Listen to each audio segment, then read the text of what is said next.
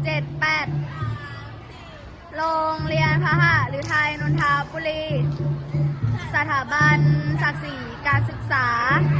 เกียรติประวัติพิพัฒน์วัฒนา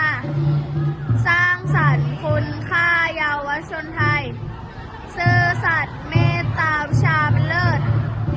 รักเทิดคุณธรรมประจำใจปรัชญารากฐานวิชาการก้าวไกลมีวินัยงามล้ำเป็นคนดีครูอาจารย์ผู้สอนศิษย์จุดเปี่ยมิตรมั่นใจไมตรีรีเริ่มรอบรู้กตัญญูสามัคคีเป็นคำขวัญของน้องพี่พหฤทัยแดงขาวสีแห่งความรักและความดีต้นนนทรีร่มเงาแผ่กิ่งใบความสำเร็จสูงส่งเจตจำลงธงชัยภาคภูมิใจพหฤทัยนนทบุรี